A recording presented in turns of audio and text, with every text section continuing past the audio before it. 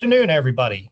My name is Mark Bradford. I am a certified financial planner and the head of wealth planning, I should say, for Bryn Mawr Trust.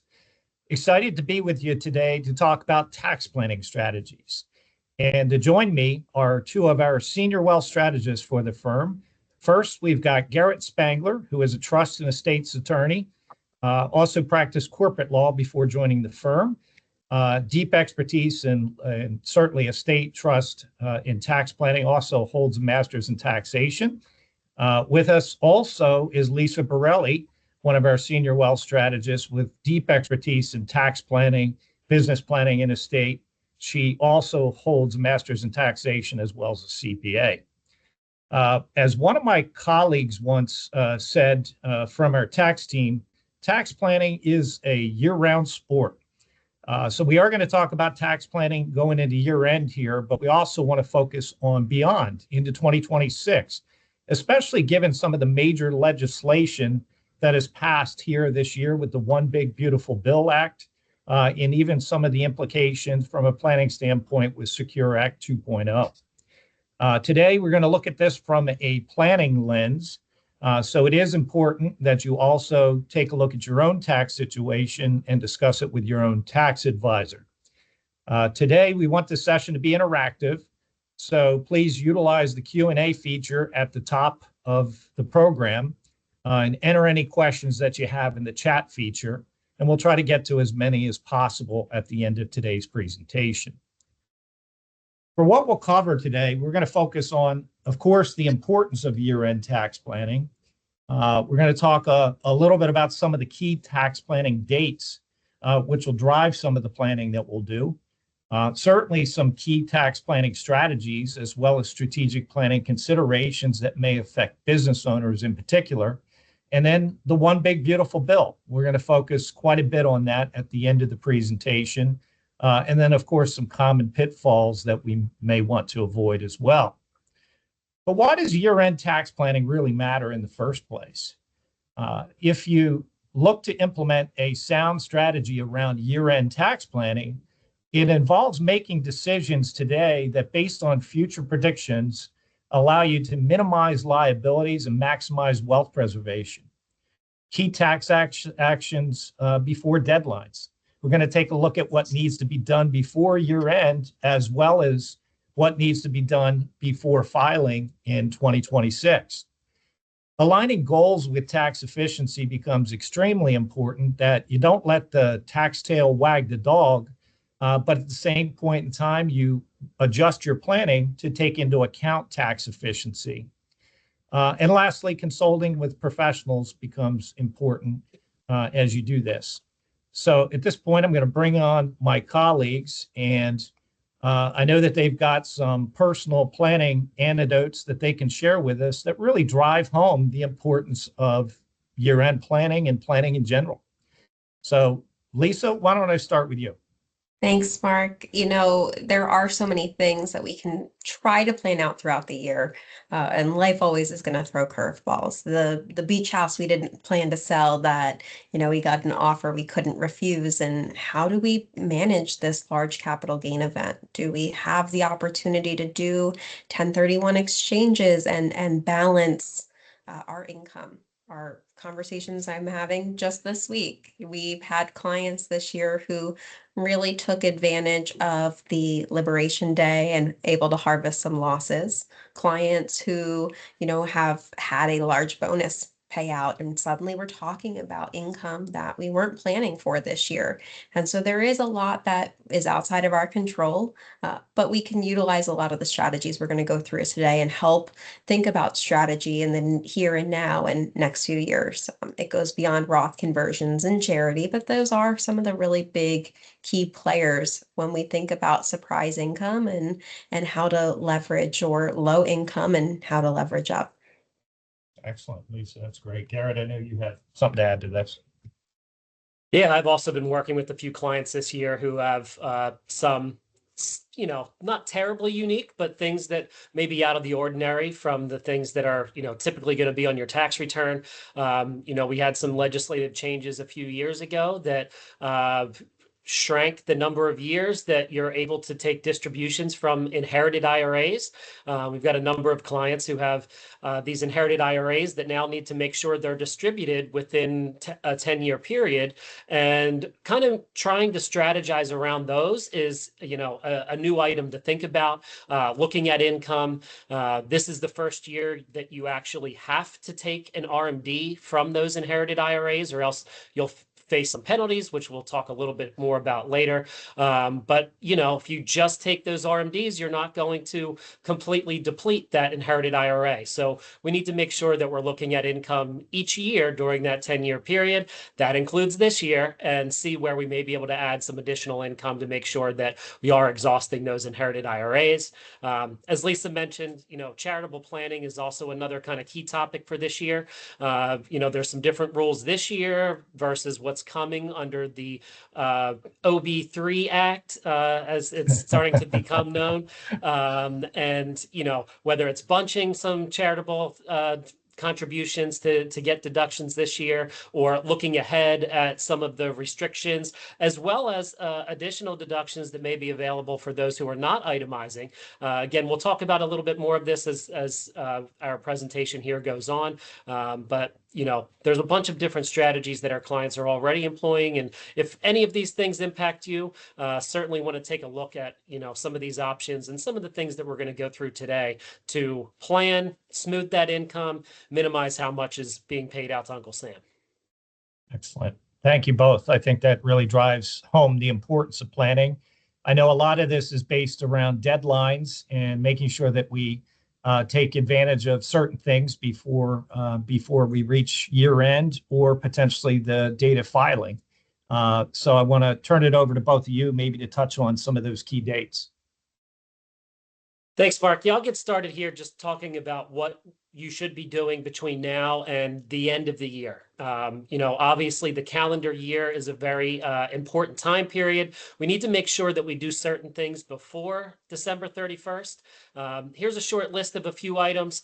First, required minimum distributions. A lot of folks do have retirement accounts. If you are this year, the age is 73 or older, you're going to need to take an RMD from any retirement accounts that you have. IRAs, maybe 401ks, SEPs, things along those lines. Need to make sure that those required minimum distributions come out before the end of the year. And there's a calculation. Most financial institutions do that for you to let you know what your RMD is. There's also the unified table that IRS publishes to help you with the calculation using some factors and percentages of what needs to come out. But we definitely need to do that before the end of the year. I will note that if you did just turn 73 this year, you have the opportunity to delay that first distribution past December 31st. You can take it early next year before April 1st. However, if you do decide to do that because it makes sense for your particular tax situation, just remember that if you delay into next year to take your first one, you're also going to have to take your second one before the end of next year. So you'll essentially have two in 2026. So that doesn't always work well, but obviously facts and circumstances dependent, you may want to delay that first distribution. Looking at a couple other items here, Roth conversions, that's another thing that is, something we're going to talk about a couple times, I think, today. But this is the time to make those Roth conversions, assess how much income you have this year, look at the tax brackets that you're in now, as well as where you might be in the future, and determine if, maybe you have that window of opportunity open since you retired, but haven't started taking RMDs yet, to make some Roth conversions, and, determining how much to do. Now's the time to take care of that. Charitable donations also need to be done before year end. One of the things that you want to take a look at is if you do have RMDs, qualified charitable distributions. These are distributions directly from your IRA account to charity, can be, a really good bang for your buck option for making charitable contributions, because they really reduce your income dollar for dollar for each contribution that you make. I can also note that, even if you are getting into your 70s, not yet taking RMDs because you haven't hit 73 yet. So long as you are 70 and a half, you still qualify to make these qualified charitable distributions. So you may want to make a distribution from your IRA if you're kind of in, again, that small window between 70 and a half and 73. Even before the RMDs start, those are still going to be permissible. Finally, tax loss harvesting. This is another thing that's, it's the time to look at where you are tax-wise. If you do have, even in up years like we're seeing this year, there's always, some particular stock holdings that may not have done as well as some others. If you have the opportunity, maybe sell some of those positions, harvest those losses, and use them against other capital gains that you have for the year. The only thing that I'll mention is, with respect to the tax loss harvesting, keep in mind there is that 30-day wash rule. So if you do harvest the loss from one of those positions, can't get back into that exact same position for 30 days or else you'll nullify that loss. But maybe invest in something similar or an index until that 30-day expires, then you can get back into that same position. Losses. Cap market's been up 30% since the lows, Garrett. People have losses. Lisa? I know we have a couple of strategies that are still, kind of creating losses along the way. We're seeing some of them for sure. For anyone who's attended our February webinars, we do every year this tax planning versus tax preparation. So this might seem familiar to you that everything, once we get into 2026, for 2025 tax filings is the filing deadlines. And so most of what we have in these 2026 deadlines are really compliance related. We need to finish our estimated tax payments. Those are due by January 15th. That's federal and state for those of us who have them. As we've talked about in the One Big Beautiful Bill webinar, we'll get into a little bit later again. There have been a few changes. There might be reasons to do some of your state contributions or state estimated payments in the December 31st deadline because we get that additional $40,000 deduction. If that's not us, if we're not in that realm, January 15th is still our deadline. When we think about March 15th, this is really for our entities. S corps, partnerships, we are starting to file those pass-through returns so we can get K1s and file our individual returns by that April 15th deadline. For April 15th, like I said, individuals, we get our single members, our sole proprietorships. It's really focused on the person. And we have a few more items that we can go through with this April 15th deadline. As Garrett said, RMDs, charity, Roth conversions, that all has to happen before the end of the year. What we can still do into the following year is contribute fresh dollars to retirement. So these are the IRA, the SEP IRAs, the HSAs. If we have income that we decide we would like to defer into retirement assets, or if we're below the Roth IRA contribution limits, we can put fresh money into these deferred or tax-free retirement plan options. Then also with that April 15th deadline, we start thinking about 2026 filing. So based on 25 returns, do we need to file Q1 estimated payments? And with the filing, are we doing anything special with depreciation elections? So we put new equipment into place in 2025. Are we taking a more aggressive stance to help reduce our income, or are we going to go with a longer time horizon? It gives us that fresh insight into have we had any net operating loss harvests to carry forward? Have we had any tax loss harvests from the portfolio to carry forward? And we can start to develop our 2026 strategy. So that January through April timeline, we're still looking backward. We're starting to think forward, and it can be a really valuable time for tax planning. Excellent. Certainly a lot of key dates there. Makes it more important to work with professionals and experts that certainly can keep you on track. Want to shift gears, talk a little bit about some key tax planning strategies at a high level. And then we're going to dig into a discussion to go deeper. So when we talk about tax planning strategies for individuals and businesses, income recognition timing and deductions are huge. Taking a look at the timing of both. In many cases for businesses, you're looking to accelerate those deductions as much as possible. And it's more of a depends approach for income recognition and timing for individuals. And we're going to talk about bracketology and not March Madness and filling out your brackets for NCAA basketball, but we're talking more about income brackets and tax brackets. Retirement plan contributions are certainly one of the easiest ways to bring down your income. So we'll talk more about that with the limits and the planning limits as we go forward. Continue to talk about charitable contributions, tax loss harvesting, but some specific ones for businesses. Section 179 expansion, bonus depreciation. And then for those business owners that might be looking to exit their business, we want to talk a little bit about that. So I'm going to bring the panel back on for a little bit of a discussion. Lisa, Garrett, talking about income recognition, timing. What should people be thinking about as it pertains to, the concept of it? I see a lot of familiar names on here today, and I'm sure so many of you have heard me talk about Roth conversions and the bracketology method behind that. And I could sit here for 2 hours and keep going on that.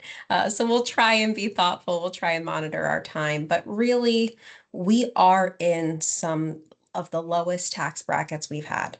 And we've seen this defer mentality create clients where we have $3 to $5 million in IRAs in our 50s, in our 60s, and what that does to future income and those future required minimum distributions, especially for those of us who are still actively invested in the stock market and are seeing, significant double-digit growth. The future income is hitting a level where we're going to be taxed heavier.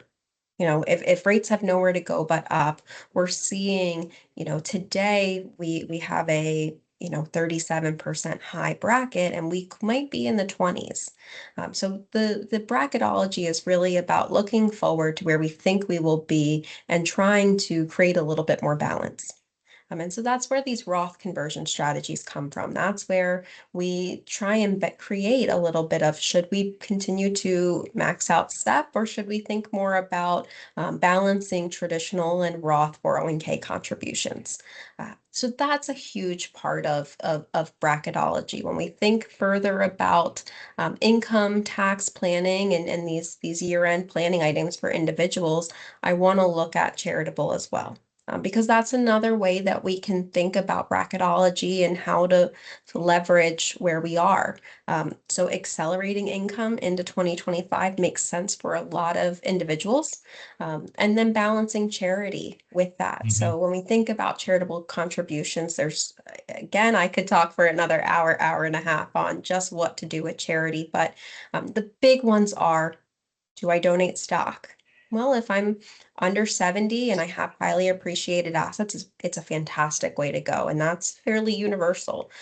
If I am over 70 and I'm facing large IRA distributions, qualified charitable distributions, taking my IRA dollars and directing it straight to charity can be a really beneficial way to, again, neutralize. I'm taking more future benefit than I am today. With the one big beautiful bill, we have a couple of changes coming. Big ones. Floors. So not 100% of my charitable deduction being deductible for those who are itemizing in 2026. The greatest benefit I can receive is 35 cents on the dollar. So if I'm in that $700,000, $800,000 income range, 37% tax brackets, I would look at it as, all right, if I'm giving stock, I'm going to receive 37 cents on the dollar. I'm going to be capped at 35. So those are scenarios where should we be really front loading in 2025? On the other end of the spectrum, those who are not itemizing, in 2026, we get 1,000 for individuals and 2,000 for married couples. So waiting. So Lisa, back to the itemization for those at the high end, can you talk a little bit more about specifically what they may want to do here in 2025 to take advantage of that? So for those at the upper ends, donor advised funds where we can contribute assets in larger quantities without having to fully direct to a charitable organization is a fantastic option. It allows you to continue to semi-control the funds. You can determine how it's invested, and set goals for over the next handful of years where I'd like these funds to go. Unlike private foundations, donor advised funds are very easy to manage. There's very low cost involved, and I don't have requirements for distributing funds to charitable organizations at the same level with private foundations. Private foundations, I'm required to distribute a percentage of the assets every single year, and it could be significant. If we are thinking about, this year, let's put 50 to 100,000 into a donor advised fund, you're going to get more benefit. You could do much smaller donations over the next, 5, 10, 20 years as it is appropriate for you. Yeah, that's helpful. One other thing I think you alluded to, bunching. Consider any contributions you might be making in the future, consider pulling them into this year. If you're itemizing, you can certainly get more impact that way. Garrett, I want to pull you into the conversation here just regarding your thoughts either around recognition for income or maybe even expenses, but thinking about it maybe through the eyes of a business owner, and just some of the things that they might be mindful of as well. Yeah, I mean, business owners have not only their personal income tax returns to deal with, but those of the business as well. So, depending on the type of the business, how it's structured, there are some differences and things. But, one of the things that was on the slide there that I think is really key for our business owners who are looking to minimize their taxable income is utilizing some of these changes that we saw to Section 179 and the bonus depreciation. So, typically the strategy is to utilize that 179 first.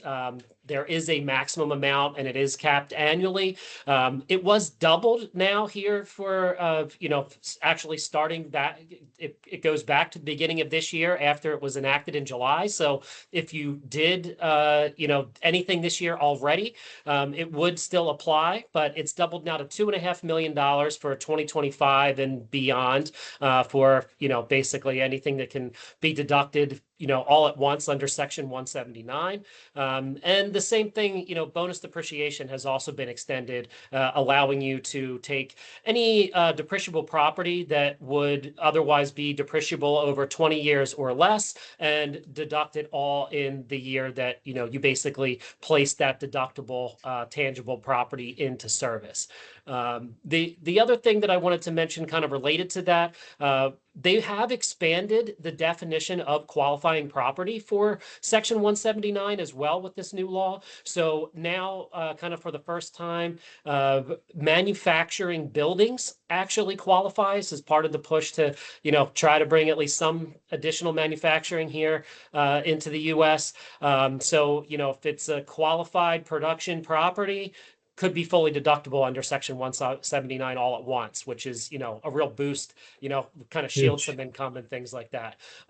Even beyond the building itself, they've also expanded a few other things, basically improvements to real property. So think about things like if you put on a new roof, updated your HVAC system, added a security system, things along those lines, they all qualify under these kind of expanded rules for, Section 179. So definitely look into those and take advantage of them where you can. Again, the rules are detailed. There's a lot of them. We couldn't go through all of them here today. Check with your tax pro, talk to them a little bit about some of these details. They can go and run through the bill and look at the specific list that's outlined there. But it has been expanded. Definitely want to take advantage of that, if you can.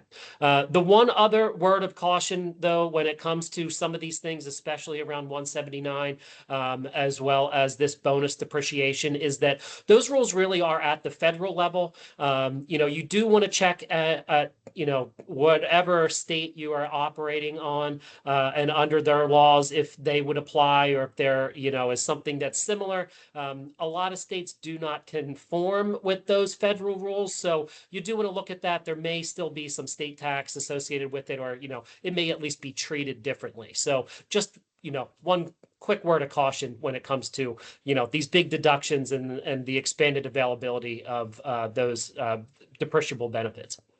That's really helpful. Yeah, obviously something that business owners are going to want to take a real hard look at. One other item we had on there was just exit planning. I know there's a lot of business owners that are looking to potentially get out of their business, if not this year, over the upcoming years. Anything they need to be thinking about from a tax standpoint before we move on? Yeah, that's another good question, Mark. Business owners at some point, a lot of business owners have a lot of their wealth and sort of the money that they're hoping to be able to retire with wrapped up in that business. So what do you do when it's time to exit that business? There are a number of different strategies and, things that you can use. But one of the things that I think could be certainly helpful is just looking at like an installment agreement for, if you're going to sell your business, that may be able to spread out some of the income over a period of years. Sometimes people, I was just working with a client, we were talking about utilizing some charitable trusts. If they're going to get a lot of income from the sale of their business in a particular year, maybe that's a good year to make a large charitable contribution, or maybe even use some closely held stock to fund a charitable trust, diversify the holdings, get a nice big charitable deduction in the year that you are making the sale, have a bunch of other income that you have to recognize, and then that helps to offset and do some planning. One of the things that I will caution though is, Lisa already brought a little bit of attention to this. Looking at the tax rates where they are right now and looking into the future, I mean, none of us have a crystal ball, but it does appear that the tax brackets have nowhere to go but up. So we do want to balance this a little bit. We have some certainty, I think, through at least 2028, but extending beyond that, what will happen with the tax rates? I know part of the tax rates and having a termination date or an expiration date on some of these brackets and things helps to boost what the projections look like from the national debt perspective, which is also a concern. But it does appear that taxes may go up in the future. So, you need to balance strategies that might extend, the impact of the taxes or spread them over at a period of years with looking at where the brackets are right now. It may make sense to just go ahead, sell that business, between now and 2028 and just recognize that income during these years while nobody likes paying taxes. If you're making money that, you're going to have to pay them anyway, and you might as well pay them at the lower rates that we're seeing right now, then, what we anticipate would be either the same or higher in the future. Yeah, no, great points, Garrett. One other point that I'll add for business owners to consider is if you have an interest in potentially transferring your business to employees, check out an ESOP. Employee stock ownership plan is very popular in tax preferential treatment. There are a lot of nuances to it, so make sure that you're working with a expert advisory team. The other two things on that slide from a strategy standpoint, retirement plan contributions, we'll touch on in a future slide, and then tax loss harvesting. I want to make sure that we hit this one. As I said, you don't let the tax tail wag the proverbial dog. But at the same point in time, when you look at your investments and you look at how things have performed, remember 90% of your investment return over time is going to come from how you're allocated. And if you have some underperforming segments, it may be an opportunity for you to maybe harvest some of those losses and offset some of the gains that have run up a good bit. I made the joke about markets being up 30% since the lows earlier this year.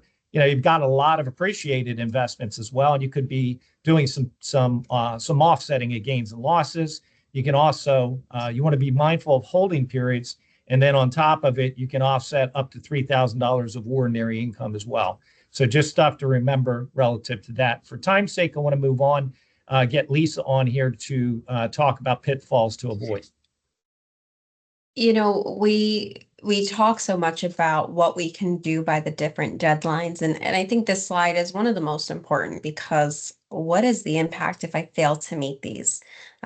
required minimum distributions. We talk about them so heavily. Your advisors will constantly call you to, verify that we've met them if there's outside assets not currently managed by Bryn Mawr, because the penalty is so severe. Now it has been reduced. It used to be 50%, now it's 25, but essentially, what that means is if you have a required minimum distribution of $50,000 that you fail to take on time, the fee used to be $25,000.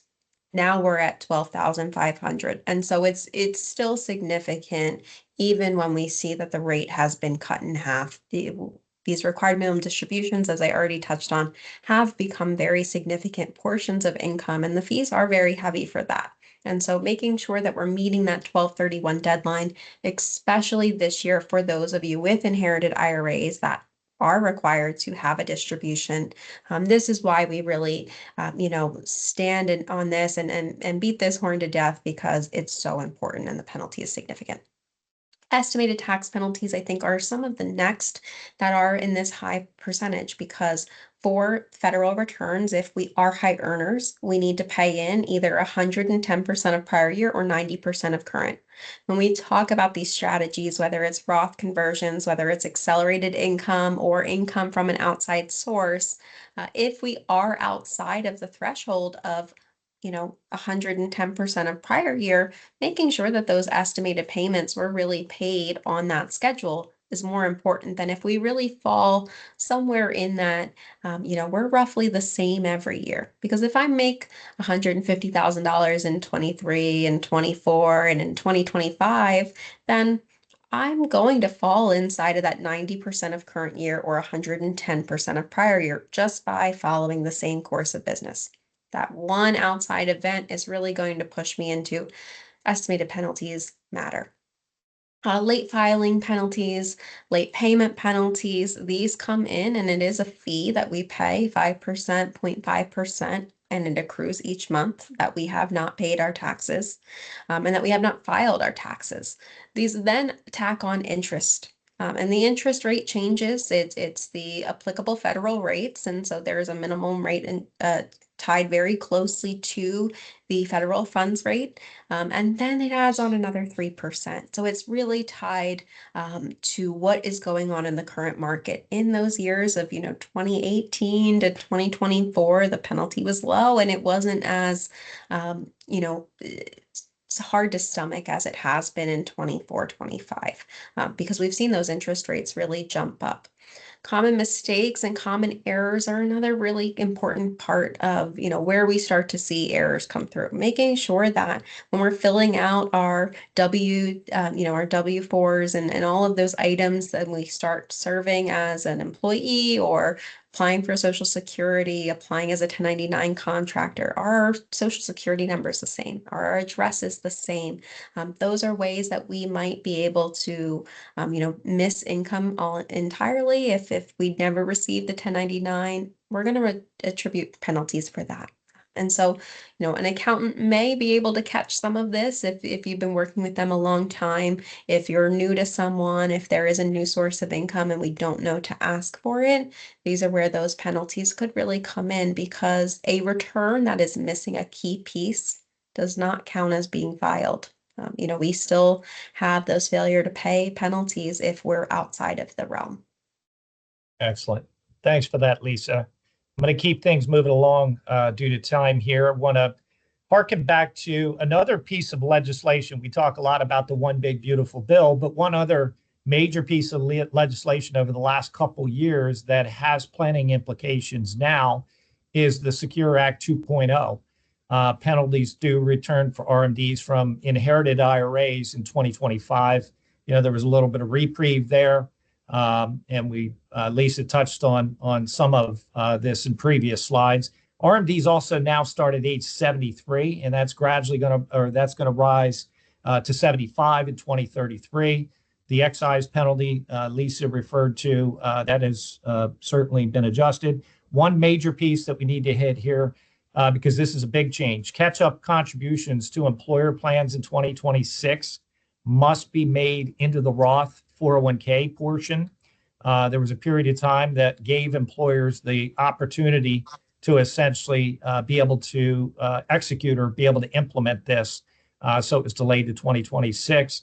But if your income is above 145, you're gonna see that, and that could affect some taxpayers at the higher end. QCDs discussed a good bit. 108,000 is the limit. 401k is no longer subject to RMDs, on par with Roth IRAs. Moving on, for time's sake, annual planning limits. Really important to know these numbers and try to optimize and maximize. At the very least, make sure you're taking advantage of any employer match that is out there, because it makes a substantial difference. And then, of course, for deferrals, try to max out or at least pay yourself first. We want to make sure that certainly we've got our debts covered, our emergency fund, our expenses, but figure out what you can really put aside and try to optimize this as much as possible. The catch-up contributions, if you're 50 plus in a 401k or qualified plan, another 7,500 on top of the 23,500. Between 60 and 63, 11,250 starter 401k, and you can see the IRA contribution limits below, 7,000, 1,000 respectively. Keep in mind the deduction phases out for traditional IRA, and some considerations there. But you may be able to do the Roth or the non-deductible IRA as well. So looking at the clock, I want to get Garrett on to talk a little bit about some of the One Big Beautiful Bill, or 1B3 Act, as you call it, Garrett. Yeah, the OB3 Act. That's kind of the new. Sounds like Star Wars. It does a little bit, right? That's kind of the new way people have been referring to it. But there were some, changes this year. Probably the biggest thing that we saw from this act was it was a continuation of the Tax Cuts and Jobs Act from 2017 for the most part. So with some exceptions, we're going to talk a little bit about a few of those right now. It's a continuation. It gives us consistency. We know what to see and expect over the next few years. So just looking at a few things that I think will affect a lot of folks. SALT deductions, that's something that certainly, is impactful for a lot of us. It was capped at 10,000 previously. Now it's going to rise to 40,000. So that's a big jump, even though there is still a cap, up to 40,000 from 10, that's kind of a big deal. The qualified small business stock, this is also another change here. There are graduated holding periods. So there are capital gains exclusions of up to 50% after 3 years, 75% after 4 years, and a full 100% after 5 years. So it allows for some faster liquidity with respect to anybody who has this qualified small business stock. I've also increased the gain exclusion limit for that small business stock. It's the greater of either 15 million or 10 times the taxpayer's basis in the stock. So a couple of other elements there. And I will note that any income that you have from that is exempt from the AMT rules there. The next item, Trump accounts. Really, this is to encourage some additional early savings, truly for retirement. It's putting those 1, 2, 3-year-olds on notice that they really need to be thinking about their retirement plans. But the biggest thing that I see from this is if you do have basically a newborn, any newly born U.S. citizen from 2025 through 2028 can get a Trump account that will receive a $1,000 deposit from the government. That's really what, in my opinion, that's kind of the prize. The biggest benefit. Yeah. Get that free $1,000. Free money is always a good thing, and it's going to grow over time. You can make additional contributions to these Trump accounts. That starts July 4th of next year in 2026. The contributions are limited to $5,000 per year. They are not tax deductible, however. Employers can also make a contribution. So your employer could put in up to $2,500. However, $5,000 is still the cap. So $2,500 would be half of that maximum contribution you could put in any year. This one is kind of a pro and a con.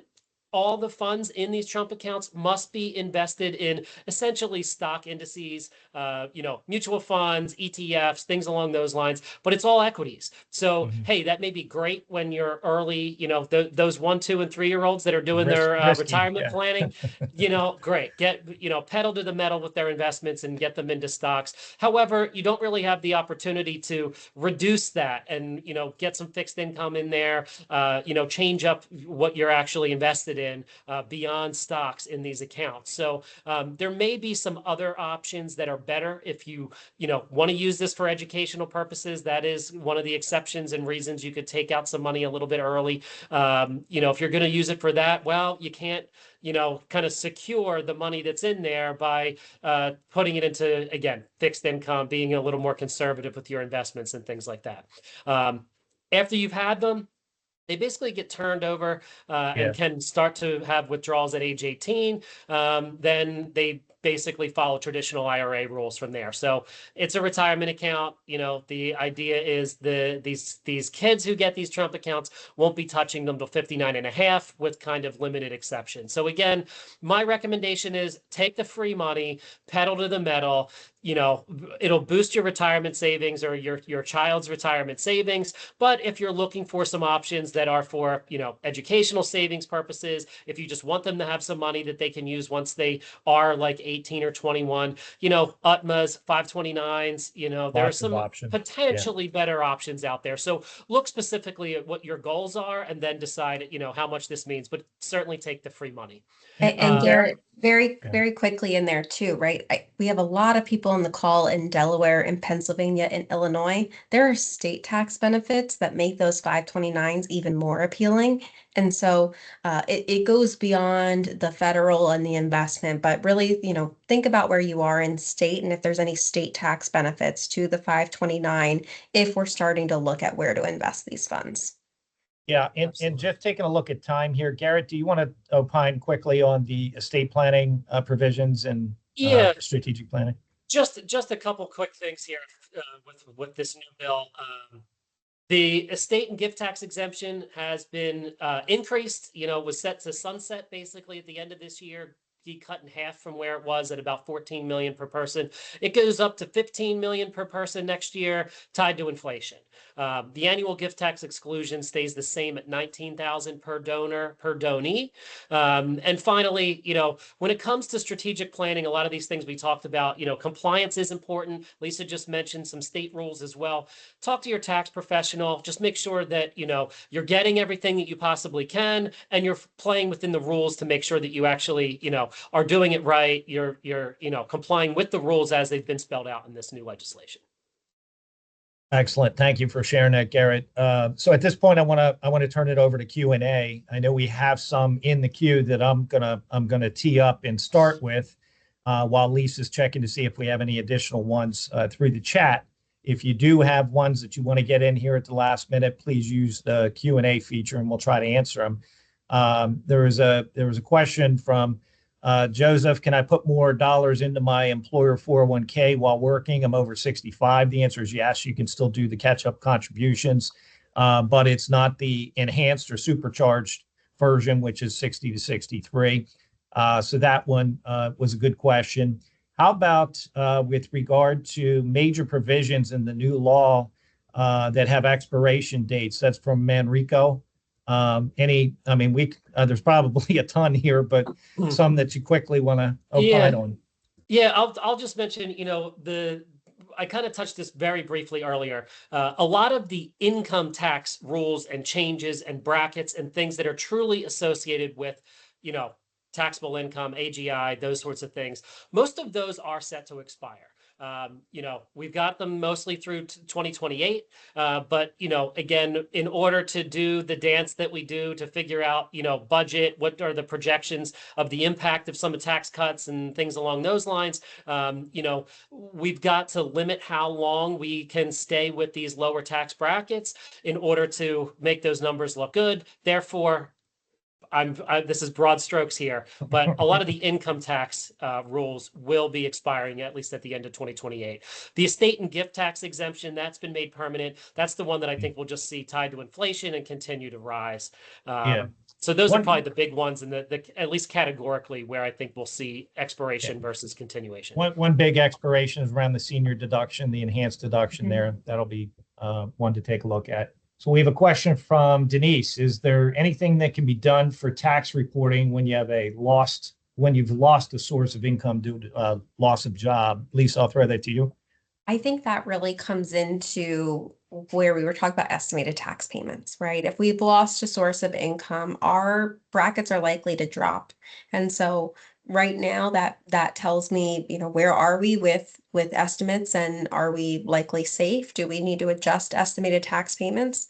And then I would really try to target where are the provisions where we can start to, receive a little bit more. And that's where we were talking about the senior deduction. Is that loss of income going to put me in a range? If I'm single, 75. If I'm married, filing joint, 150, where we can receive that $6,000 for those of us who are over 65, and look for those opportunities that we can maximize. But Perfect. I would say definitely reach out specifically, tax professional, your advisor here, to get a little bit more customized of what that situation might look like. Yeah, the answer with most of these planning discussions are, it depends, right? Taking a look at the Mhm. particulars. So last one for you, Lisa, and then I want to close this out. This is from Ruth, is there a formula for when to convert IRAs to Roth, or should I at all? I think what I love about our approach is we do not have a formula, right? It is truly customized, and we're not sitting here saying, if you've got $2 million in assets, you should be converting X, or 10 and above, convert Y. We really want you to look at, where are my retirement assets? What are my taxable assets? And how old am I? What am I spending? I think that almost every person should be doing Roth conversions. I have said no very infrequently in the last Need to get handful you a of hat or years, a t-shirt or something. and they just keep getting more and more popular. It never thought my career would turn into Roth conversion expert, but here we are. So I would say, if you're asking the question, the answer is probably yes. And what's appropriate, it would really depend on where you are and where we want to get you. Yeah, and some of those phase outs really are coming under consideration as well, if you're looking at SALT Absolutely. deduction and things like that. Well, Salt deduction and senior deduction, those are free dollars, right? Like sure, the pump accounts for the next handful of years. And does right, it make sense that we should try to optimize those? excellent. And I'll just add that for those Roth conversions, usually one of the things that we're looking at, again, big picture, broad strokes here, is smoothing out income. So if you have a window of opportunity, you've retired or semi-retired, your income is below where it was for a number of years, then you have some looming larger RMDs in the future that are going to kick your income back up. Those are the years of opportunity to maybe smooth some out, take some of that income that would otherwise be coming in future years and shift it into these current years. So again, every situation is a little bit different, but that's often the strategy, and then it comes down to the specifics. Bracketology, right? There it is. That's it. Well, thank you, Garrett, Lisa.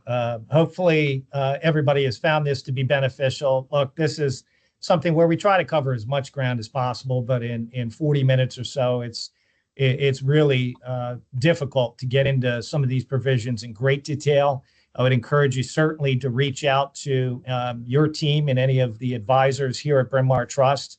I'll show our contact information in just a second.